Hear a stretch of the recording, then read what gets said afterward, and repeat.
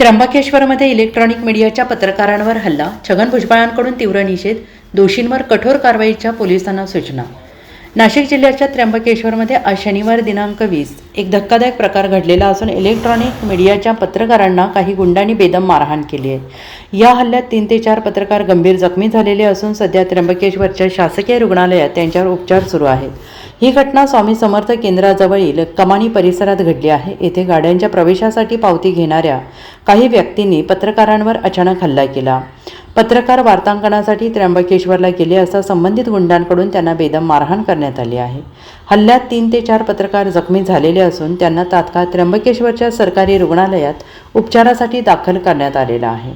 प्राथमिक माहितीनुसार एक पत्रकार गंभीर अवस्थेत असून त्याला पुढील उपचारासाठी नाशिकच्या अपोलो हॉस्पिटलमध्ये हलवण्यात आलेला आहे. दरम्यान राज्याचे अन्न, नागरी पुरवठा आणि ग्राहक संरक्षण मंत्री छगन भुजबळ यांनी या प्रकरणाचा निषेध नोंदवला आहे.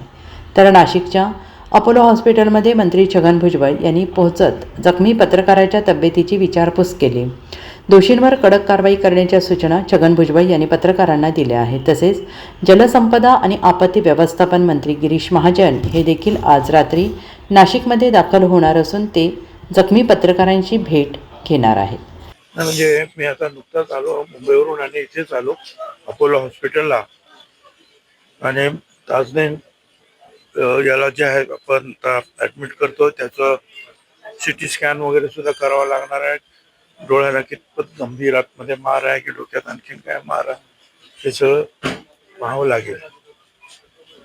जी माहिती मिळते आणि जे काही मी व्हिडिओ पाहिले त्याच्यावरून असं लक्षात येत आहे की आज कुंभमेळ्याच्या निमित्तानं साधू संतांची काही तिथे बैठक आहे आणि ते बैठकीचं वार्तांकन करण्यासाठी काही नाशिकवरून हे इलेक्ट्रॉनिक मीडियाचे आणि इतर जे आहेत बरेचसे लोक तिथे चालले होते. आणि स्वामी समर्थ मंदिराच्या पुढे काहीतरी पावत्या वगैरे फाडल्या जातात.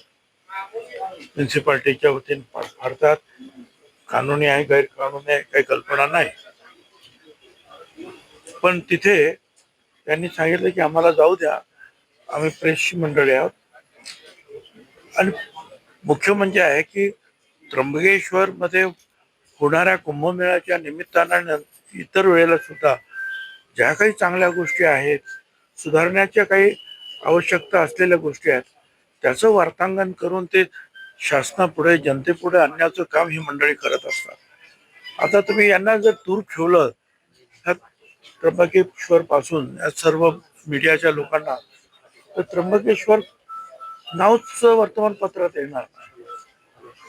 दुर्दैवाने या तिथल्या काही लोकांनी जे पावती फाडणारे आहेत असं म्हणतात त्यांनी बेदम म्हणजे दगडांनी मारलं, काठ्यांनी मारलं, छत्र्या मारल्या, डोक्यामध्ये प्रचंड मार आहे. आणखीन दुसरे 2 जण जे ते जखमी येते पोलीस स्टेशन मध्येच तिथे FIR वगैरे काही नोंद करायचं काम सुरू आहे.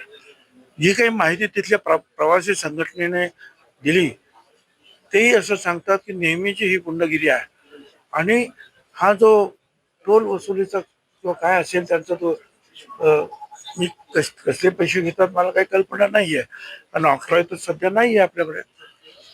मग ते पैसे कसले जे काय असतील ते. पण मर्डर केस मधले 302, 307 असले जे आरोपी जामिनावर आहे किंवा इतर आहे त्यांच्याकडे हे सगळं काम आहे आणि त्यांची ही सगळी मंडळी आहे.